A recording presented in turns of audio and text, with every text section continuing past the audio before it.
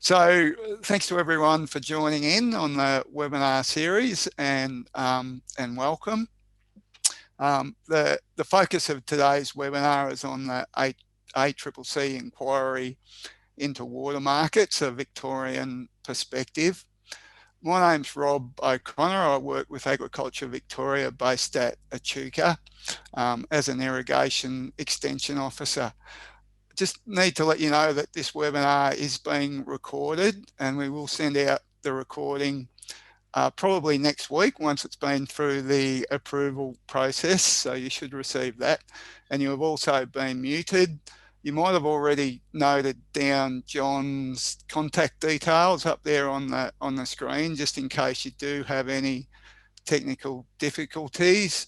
John is an irrigation extension officer with AgVic based at Tatura, based at home today, actually. So the Victorians are all based at home, and Mick is in the Sydney office.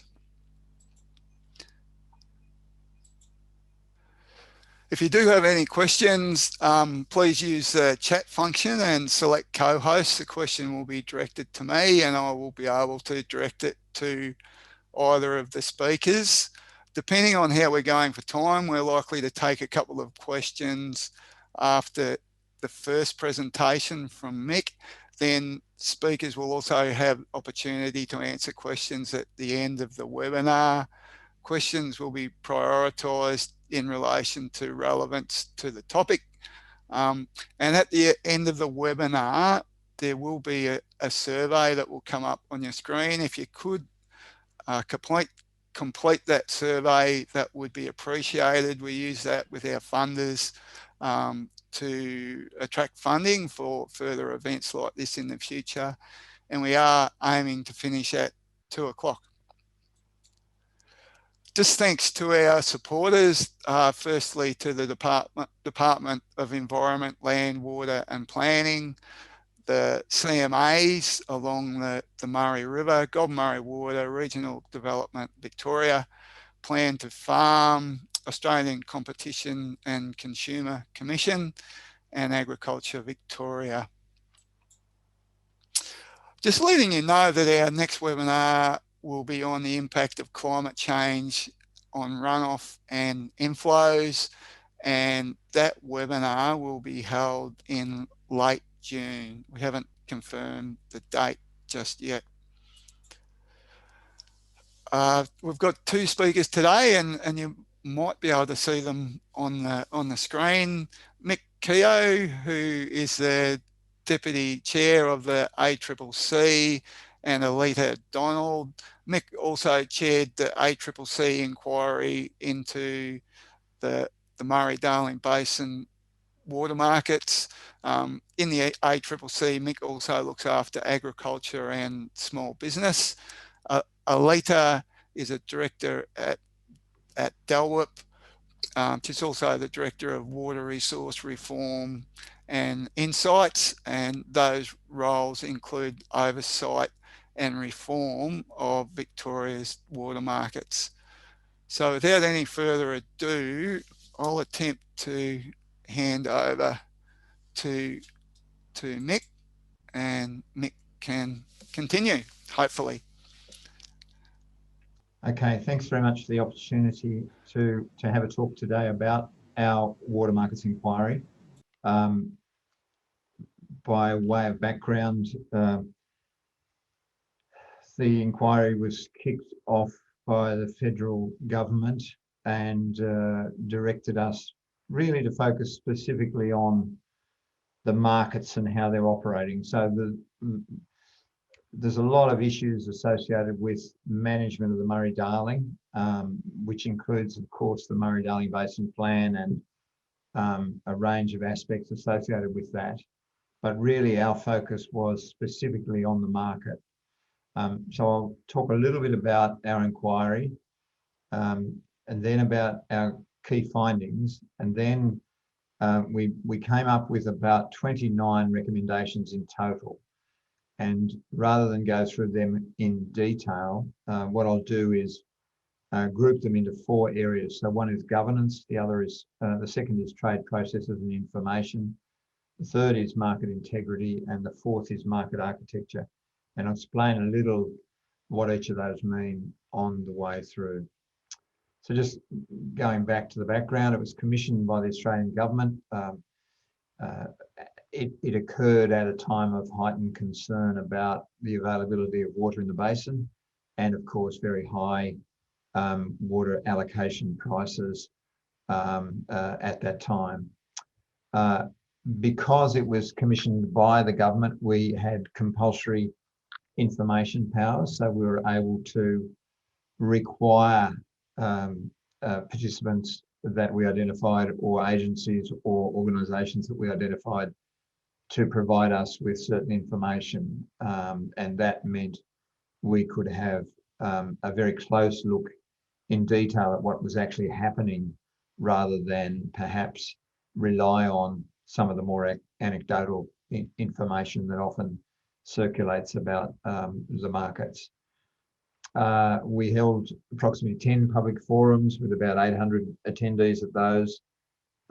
More than 200 submissions were given to us. We had another 100 or so separate industry meetings. So we did engage fairly comprehensively with stakeholders as part of the process. And part of our information gathering was to look in detail at the markets between 2012 and 2019 to get a really forensic view of what had been happening in the market. That ended up with us compiling a database of over 8 million water market transactions. Now, that doesn't mean 8 million separate trades, because of course an individual transaction, as you'll see in this presentation, can have multiple aspects to it and multiple records associated with it. But we certainly created a very comprehensive database that allowed us to look in a fair bit of detail at what's been happening in these markets. I think it's worth just going through some of the key findings, and I know there was a lot of discussion, including at our forums, that the market's not working, that the market needs to be either abandoned or wound right back, such that only people who own land with irrigation capacity can be involved in the market. I guess we thought it's worth just reminding ourselves and everyone about the nature of these markets. So the entitlements on offer are valued around about the $26 billion market, and the annual market trade in average terms, including both entitlements and allocations, is valued at around $1.8 billion of turnover. So it's quite a significant market, and farmers' water assets make up about 40% of their farm asset bases based on ABARE data. So I guess that provides quite a strong reminder that if you start playing with or changing the market and potentially result in those entitlements or the water assets losing value, that has a very significant impact on the economics of the basin, because of course the flow through impacts in terms of farm financial arrangements and a whole range of other things. So I guess that was at the forefront of our minds as a caution in relation to what might be suggested about the future of the markets. I guess it's also worth reminding ourselves that water markets allow farmers to sell excess water, to secure extra water to finish a crop, and to free up capital for expansion and development. And they also provide increased flexibility for industry transition and farm succession. So all those things are quite significant benefits delivered by water markets, and certainly those things are in line with the original intent when markets were established. I suppose our key findings were, whilst that's all well and good, we think the water markets as they operate now have some major deficiencies. They're very complex, and the result is considerable uncertainty and a lack of confidence by those who participate, and sovereign risk, which is the risk associated with sudden government changes that have an impact on the value of water assets. Market information is very fragmented, incomplete, and neither timely nor comprehensive. So if you compare it with the wool market, the beef cattle market, the lamb market, or even the Australian Stock Exchange, the market information about transactions that are occurring in water markets is very poor by comparison, and that's quite important. There's minimal regulation of water market intermediaries, and that results in confusion and potential conflicts of interest. So many irrigators told us that when they're dealing with their broker, for example, they don't know whether the broker is also operating for the other side of the transaction they're involved in. They don't know whether, in fact, the broker might even be trading their own water as part of that transaction. So that lack of regulation of intermediaries, even comparison with, for example, stock and station agents or real estate agents, creates further confusion and uncertainty in the market. Another important feature is that market architecture, that is the link between the trading rules and the physical ability to move water around the basin, is coming under increasing stress as the location of water use changes, as the availability of water changes, and as the market continues to develop. So all those things mean the existing market architecture rules, for example, around things like a delivery through constraints, delivery from one valley to another valley, or delivery from a dam at the top of the catchment to a user at the bottom of the catchment. All those rules that are associated with that physical movement of the water are starting to come under pressure and may not necessarily reflect the rules of the market. And where those two diverge, that's when problems start to emerge. And I guess in combination, our view is that the market deficiencies are resulting in a loss of trust in the fairness of the market. We had repeated representations made to us that the market is not fair. It's skewed to large-scale interests that have got the resources and time to spend going into all the detail and all the complexity of the market to understand it. And the average irrigator, who may only be in the market once or twice a year, is therefore at a considerable disadvantage, and that creates a lack of confidence, which is also always a critical issue in a well-functioning market. As I said, we did look in detail at what's been happening in the markets over the last 6 or 8 years. For example, I'm just giving you an example here. This graph shows you a breakdown of the major participant groups in the market and the proportion of allocation trades by those groups in each of those years. So you can see that the dark purple is agribusiness, the light blue is broker or exchange platform, the green is environmental water holder, that's the lime green. The IIO is the light orange, which is the irrigation infrastructure operator, or the irrigation or the infrastructure operator, which is much the same thing. We pulled out institutional investors, so they're large-scale investors that don't actually operate irrigation assets. Other investors, average irrigators, other non-water users, traditional owners, etc. So we're able to dissect that and look at who's doing what in the market.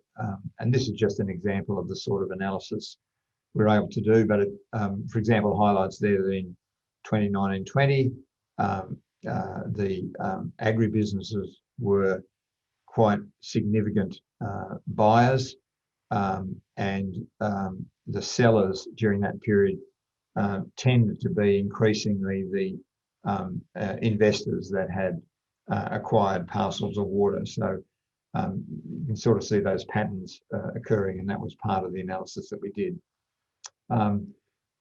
The investors in the agribusiness trading was certainly a focus of a lot of the representations that we had made to us. We identified 4 major investors and 4 smaller investors and 11 major agribusinesses, and they were all quite significant in terms of the volume of trade occurring. And those graphs give you a bit of a sense of the proportion of trades, for example, that were carried out by those particular groupings of individuals. So the large investors held about 7% of high security entitlements in the Southern Connected Basin, and accounted for about 11% of allocation volumes purchased, and 21% of those sold in 18-19. So, and then you can see the breakdown there in particular zones. So you can see, for example, the Vic 1B, the large investors held a greater proportion, almost 20% of the entitlements, and then that changes depending on the zone, but certainly gave us an opportunity to look in a fair bit of detail about what's been happening in the market.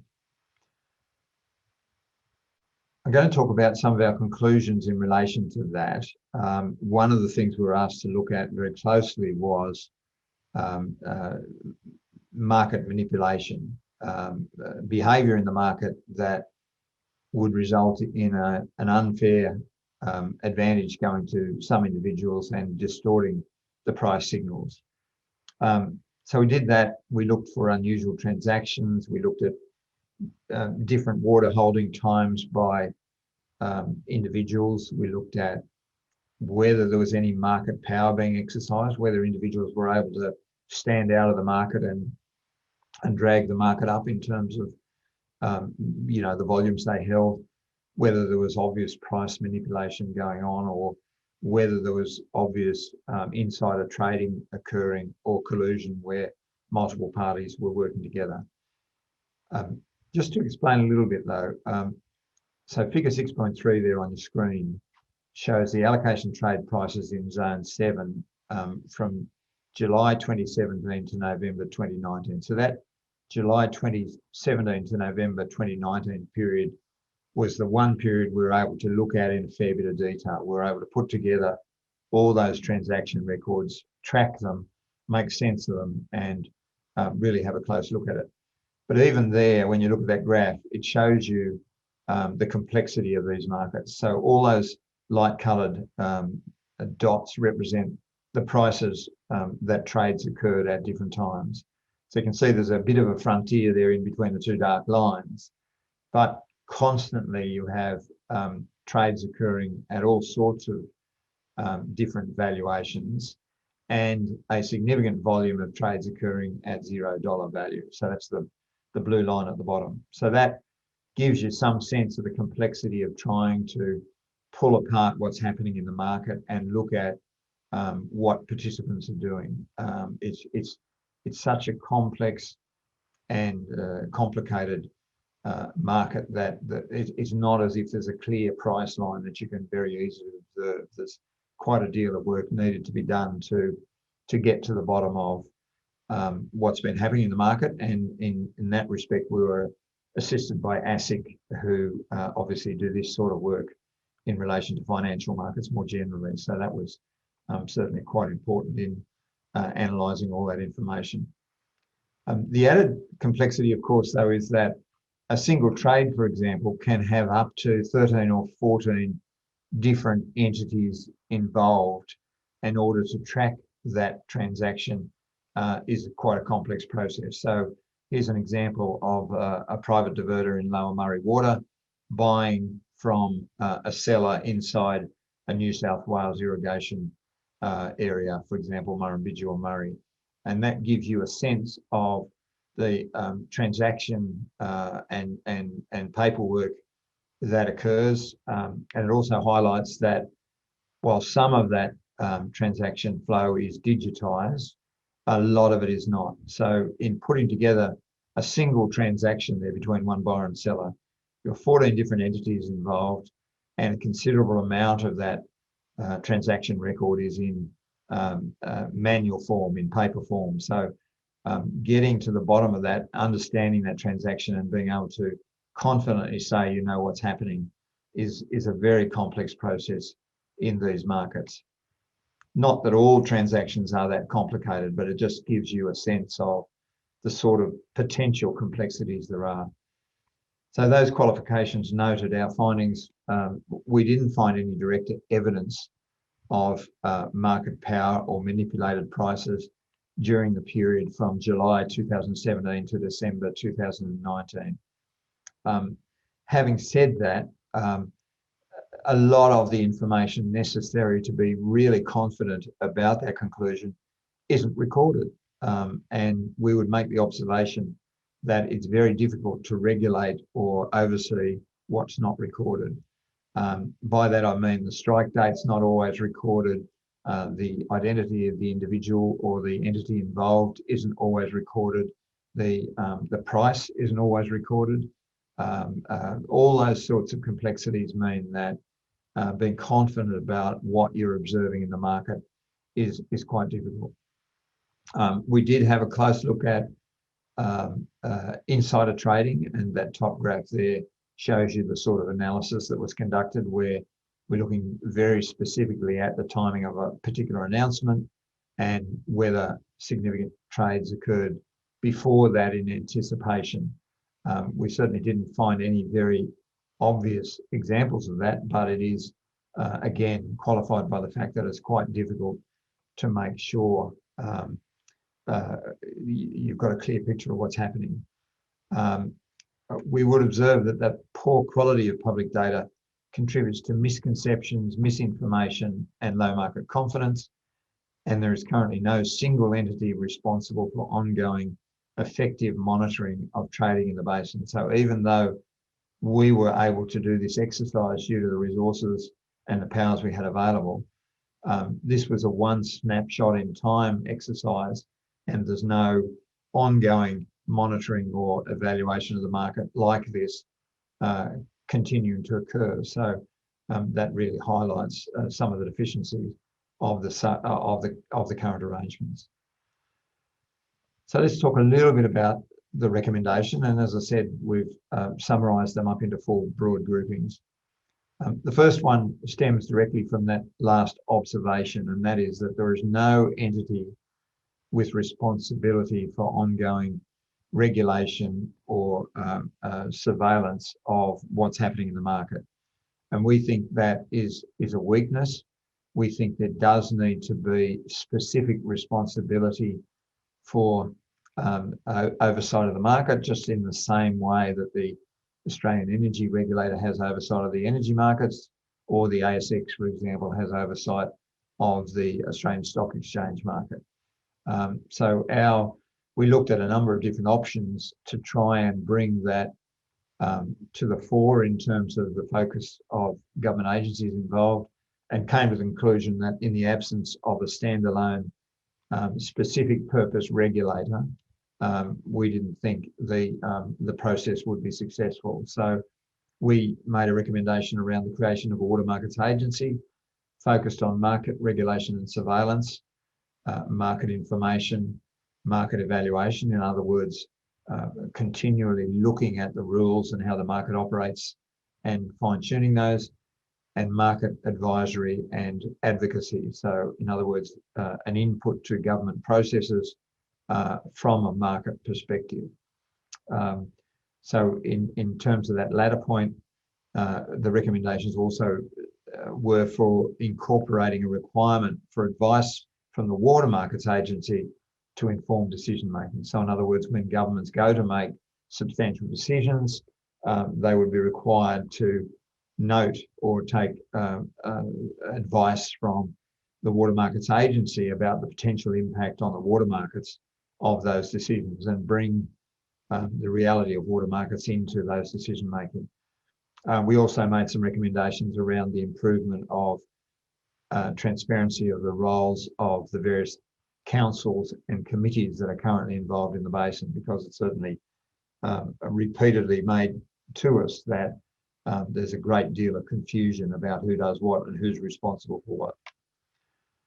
In terms of trade processes and information, harking back to that earlier slide, which is essentially repeated there, the process as they occur at the moment, particularly in relation to interstate trade or inter-valley trade, look terribly inefficient and look very much last century. To that extent, Victoria is probably ahead of the pack with its arrangements, South Australia and New South Wales, and Queensland to a lesser extent in the sense that it's not anywhere near the same volume of trade occurring there as there is in the southern states. But certainly the extent to which the trade process arrangements have been digitised and automated is quite deficient, and we think there are some reasonably simple solutions available to improve that. We think there's a need to change and improve the interzone trade processes. We think there is some of the opportunities that come in this area would arise if there was common water market data standards developed and applied across each of the states.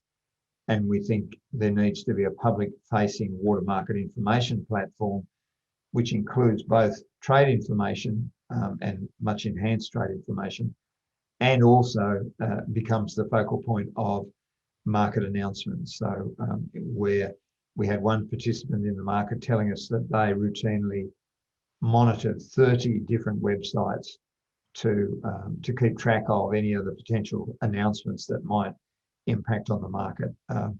That we think that's a very poor arrangement, and a much better arrangement would be a single location for all those announcements.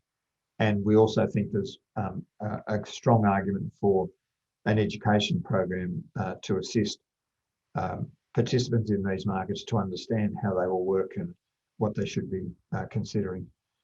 In terms of our trade process and information, I guess it's best explained with this diagram, which harks back to that earlier one I showed you. So each of these entities that are involved in trade processes, as it stands at the moment, need to establish communication trails with all the other entities in operating in the market. So if you want to be a broker or if you want to be a water exchange, you have to establish connections, either paper or digital, with all of the respective entities that you might end up exchanging information with. And each of those has different formats and different settings, and that creates an incredibly complex spider web, if you like, of interactions that need to occur, and that brings with it considerable inefficiencies. The alternative is available via a backbone platform and some data standards and a standard messaging protocol, so that each entity that is engaged in a transaction simply has one communication pathway to the backbone platform, and each of the participants is able to send and receive information in a standard format and process it accordingly. So it greatly simplifies the complexity of interactions. It digitizes that in a reasonably cost-efficient manner. And at the same time, a spin-off from that is that it creates a robust information base for a public information platform. So in other words, you could have a much stronger market information platform available as a consequence of that.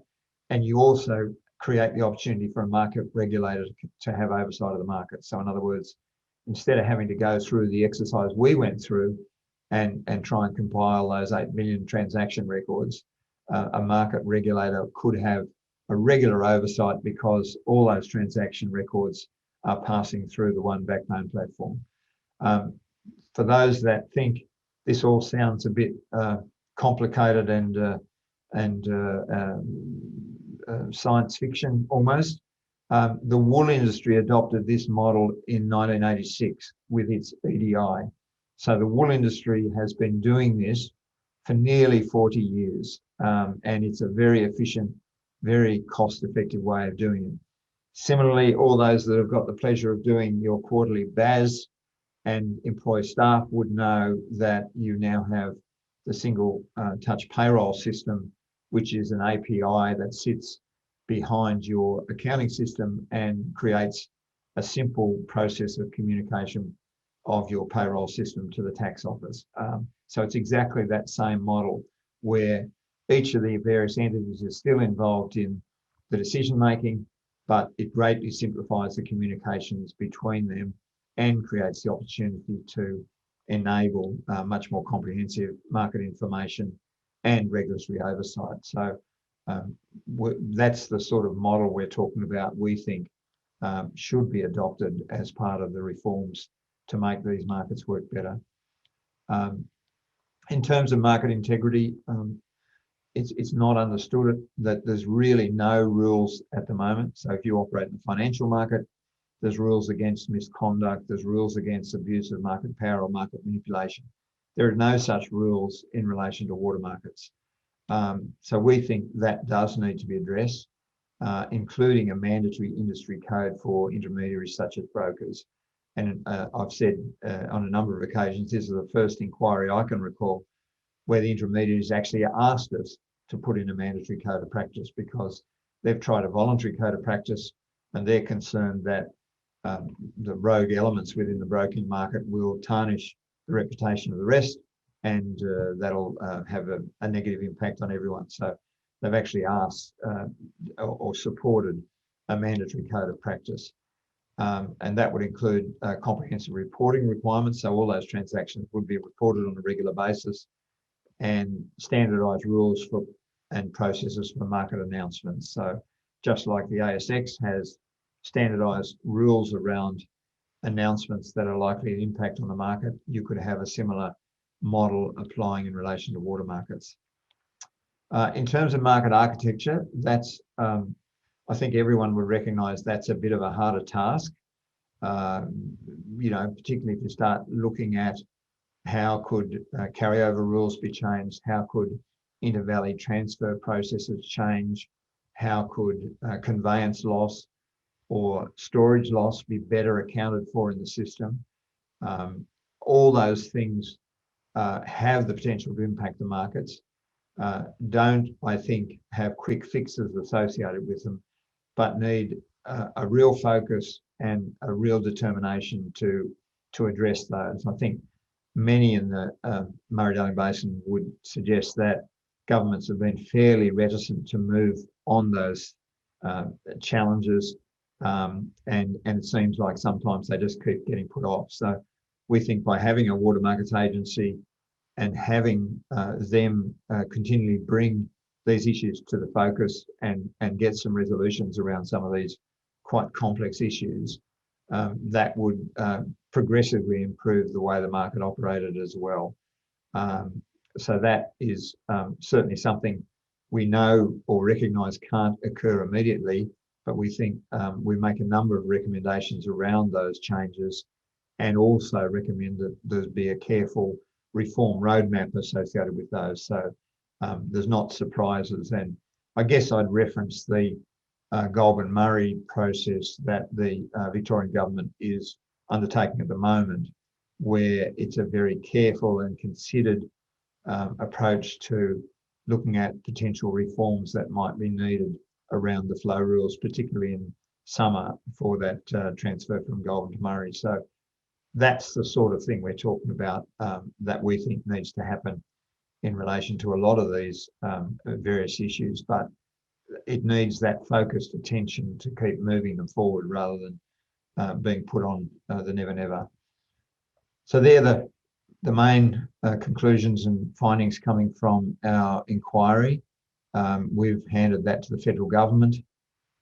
The federal government announced in the recent budget it was setting up an implementation task force and gave a budget allocation about $3.5 million to that.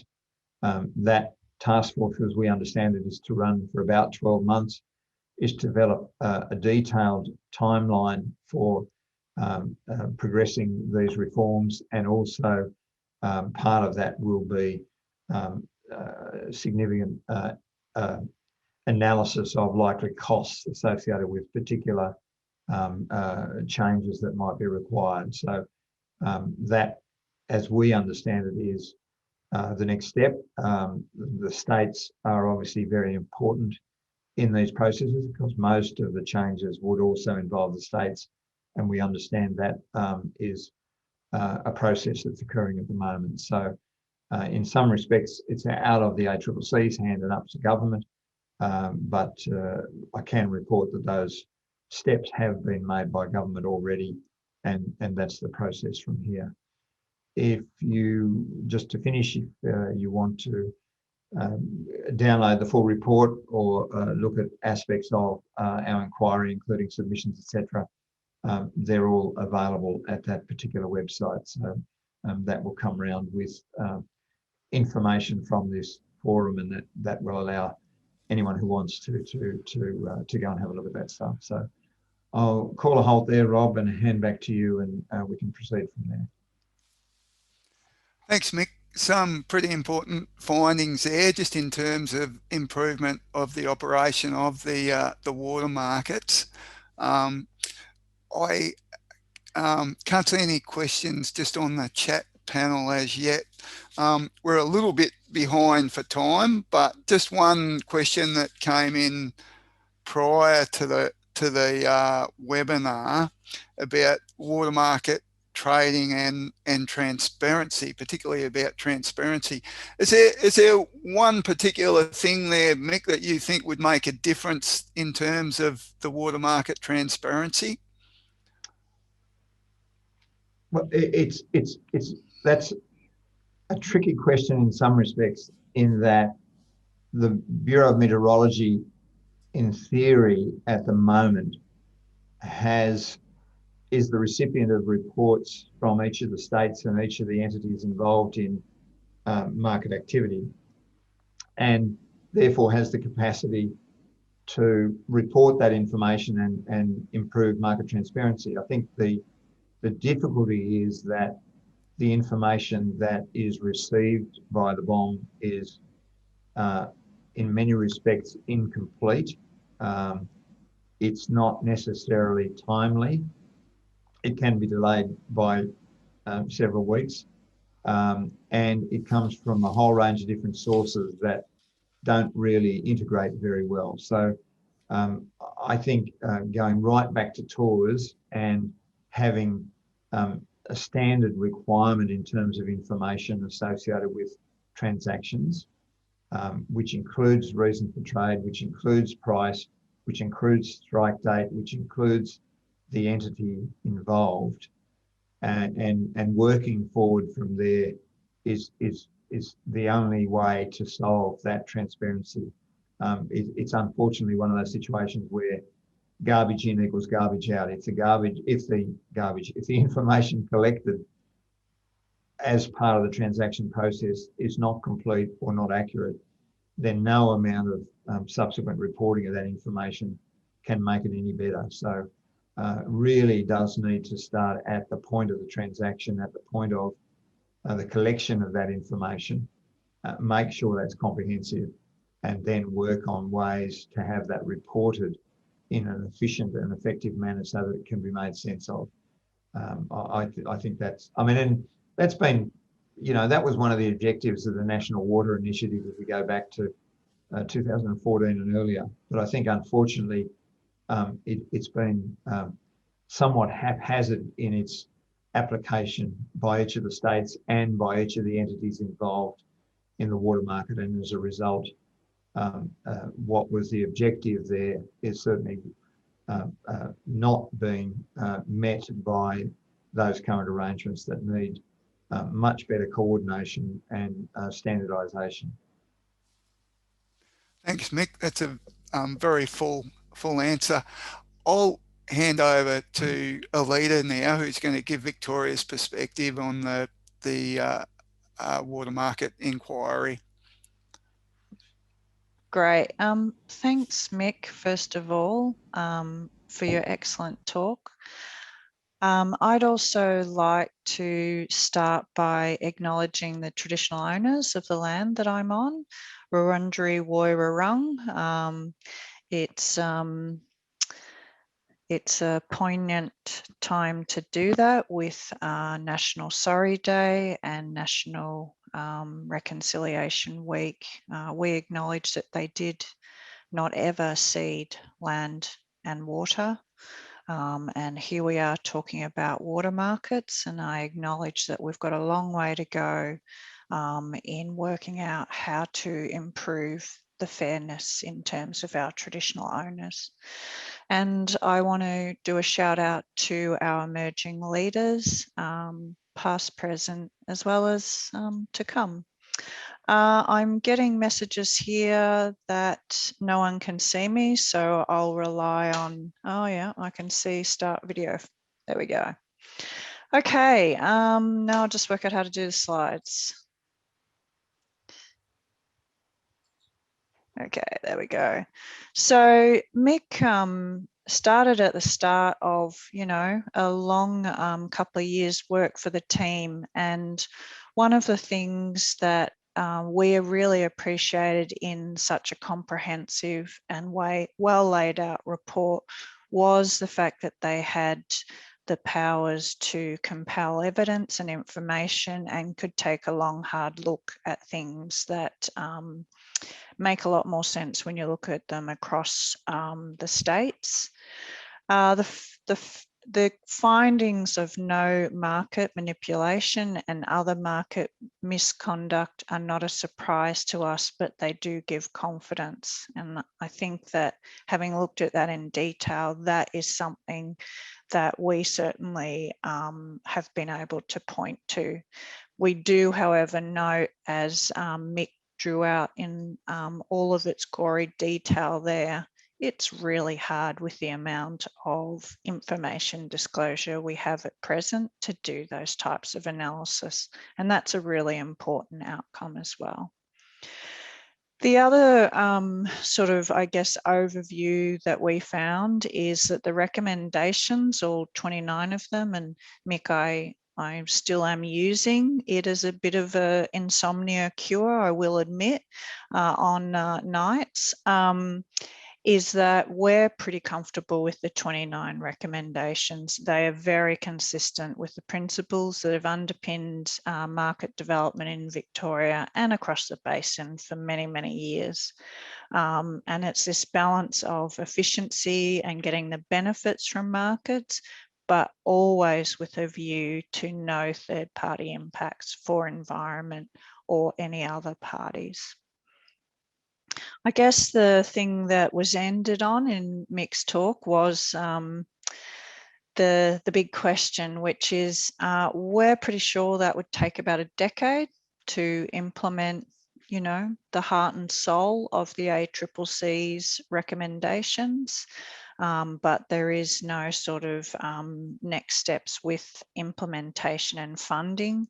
More than 90% of the recommendations are going to require coordination and work across the basin states. So there's a long way to go to sort all that out. We do now have a task force for a year that will work with the states and the Commonwealth on that. But that's just the plan. The actual work itself is quite ambitious, but we appreciate it is a roadmap of reform over time. I've got to change my own slides here.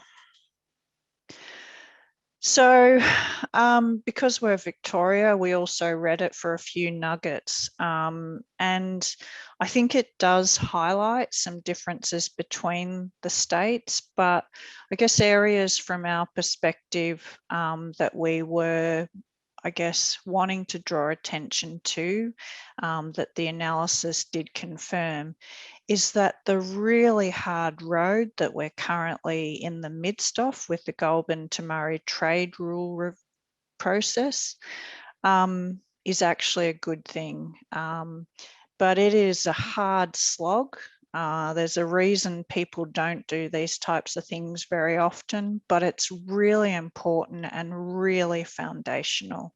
I'd just like Mick to turn up to all of our consultation meetings with us as we go through that process. The other thing that we think is probably one of the number one things is, and again, Mick said it, how we regulate and oversight the behaviours and actions of water market intermediaries. So in Victoria, we have an annual audit. It's a start. It's something that we are very keen to build on as we then wait for perhaps a national approach coming in, which would be certainly a good thing. We do have a high level of automation of trades and trade approvals in Victoria, about to improve further. We have committed to building our next generation of the Victorian Water Register, again, a huge undertaking, and that will shift even more of the application processes online in particular. We have a high level of information. We have a high level of hits on that information, many different channels. You know, we've added to that over time. It is never enough. There is so many ways that information availability and access can be improved, but we do strive to do that. And the other thing I'll call out is, again, a bit more around this really interesting interaction that seems to be new for some people, but it's always existed. But as you get a system that is working closer and closer to its capacities, these rub points of the water that can actually be delivered relative to where water can move via trade. So planning for delivery shortfalls is something that Victoria has had as a key priority for the last few years, and really trying to get that work done across the states is something that's a priority. I said I wouldn't talk for long, so that Mick could really share his insights. This is what is particularly on our mind at the moment.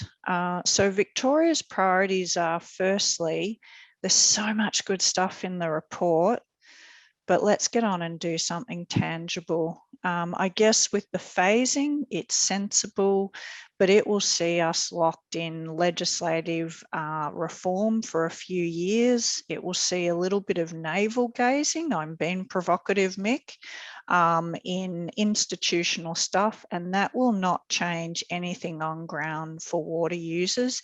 Yeah, we've got to do it, but we've got to do stuff sooner than that. So where we'd like to see a bit more immediate action, and again, this is for the Commonwealth and the states to talk about, is for us, there's a lot we can do to progress towards the level of broker oversight that is put forward very clearly in the ACCC report. And that's certainly something that will be a focus for Victoria. Again, it's so much better when it's across, which is your point, Mick, of going national. But we will, within Victoria, start to introduce changes ahead of that, so that we're ready to make that less of a step up when we get there. The next thing for us is we have been doing a lot around tagging arrangements, and in particular grandfathered tagging arrangements that were set up.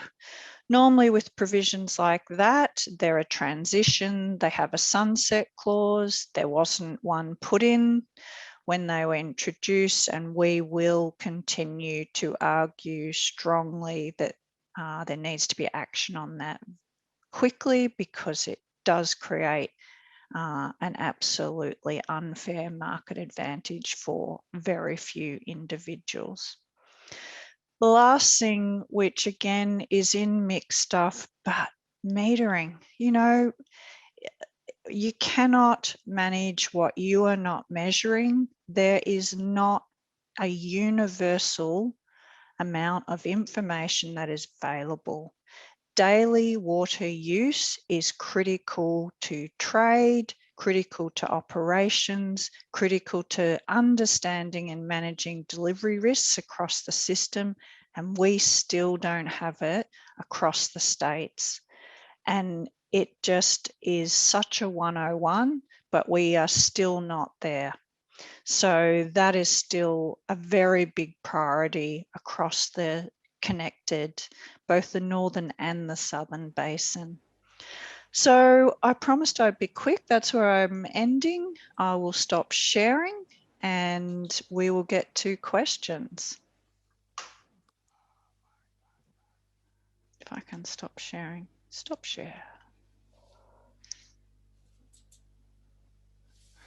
Thanks, Alieta.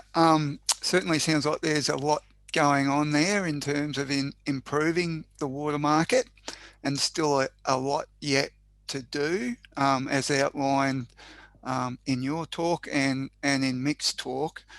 You mentioned the a task force across states. It sounds like a lot of the implementation will depend on the state governments. What are your hopes for the task force? Is that to me? Yeah. Look, to be honest, I'd rather see $3.5 million allocated to changing things than coming up with the work plan, especially after waiting a couple of years for all of the recommendations from the ACCC. That's my personal viewpoint. We will need to sit down and work with the other states. I think it's a really good idea to get some key people in to help with that. We do have some capacity, I would say, in all of the states and Commonwealth to change and align our existing effort around market oversight to some of these priorities. And that will be the first place to start. The second place then is trying to get up the vision of the national arrangements and the legislation, etc., with that, and how all of that would work. So there just needs to be a little bit of balance from our perspective of getting on and not losing momentum for changes that we can do with what's already a lot of effort in this space, together with then gradually setting up those improved longer term arrangements. Thanks, Alieta. A question has come in: rather than have a code of conduct for water brokers, did the ACCC consider using existing regulatory tools such as the AFSLS? Yes, Rob, we did. We looked at a number of different models. So there was the financial services model. There was the licensing model, which applies to things like real estates and, in some states, stock and station agencies. Each of those has limitations in terms of how they're implemented. For example, licensing is very much a state responsibility, and to get, for example, uniformity across the various states in terms of the licensing requirements of water market intermediaries would take a considerable amount of effort. The financial market model is a possibility. The limitation is that that's overseen by ASIC and APRA, and they have a lot of other responsibilities. And I think we were not convinced, and I think both those organisations similarly were not convinced they would be able to devote sufficient focus and attention to water markets to be effective there. The advantage of a code of practice, I think, is twofold. One is it can apply at a national level. So, for example, the dairy code that some might be familiar with, the food and grocery code, the horticulture code, they can be applied at a national level. They're not legislation, so there's a flexibility around modifying them, and they can be subject to quite strong enforcement in terms of having penalties associated with them, or having a lack of ability to continue to trade if you're in breach of a code. So in terms of flexibility and in terms of being able to do something in a relatively short time frame, the code of practice model, we believe, is probably the preferable one of the other options that are available. Okay, another question has come in, just asking if Mick can define water ownership groups, particularly agribusiness and institutional investors. What sort of companies do these groups include, and do all these groups use or have capacity to use water? So we created those that demographic distinction in our report to try and make sense of the analysis that we conducted. And so for example, the four major institutional investors identified were the likes of Duxton and Argyle, etc. So, and those four are detailed in the report. And then there's another four smaller traders that don't have anywhere near the volume, but were frequent traders. We identified them as well, but none of those have active irrigation activities on land that they own. So that was how we made a distinction for those. The agribusinesses, there are 11 major companies with significant volumes of water use, and we identified all those in the report as well. So there's nothing very specific about that demographic breakup. We simply created some rules to be able to help us and help readers look at what's happening in the market and understand what's happening in the market. That was all there was to it.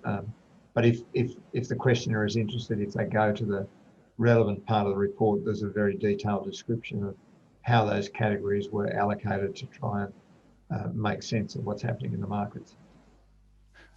Thanks, Mick. I think I'll just try to slip one more question in. I'm aware that it's 1 minute past 2, but Mick, you mentioned I think it was about 40% of the farm asset values are tied up with water, and a question has come in from Bill. Would moves for the de facto reattachment of water to land make for cheaper water prices? I think it's very hard to be specific, but I think in general terms, if there were significant constraints placed on ability to trade water, it's likely the value of those assets would be decreased. It's hard to be definitive about that, but it's a rough indication in most markets that the more you restrict them, the less attractive they become as assets, and therefore the likely lower value would be attributed to them. And I mean, that leaves open the question of the extent to which banks, for example, might have security over water entitlements, and therefore seek to change the financial arrangements for their clients if those changes occurred that meant that water asset wasn't as easily tradable, or, for example, wasn't separate from land. So you do have to think through those implications in thinking about any of those sorts of changes.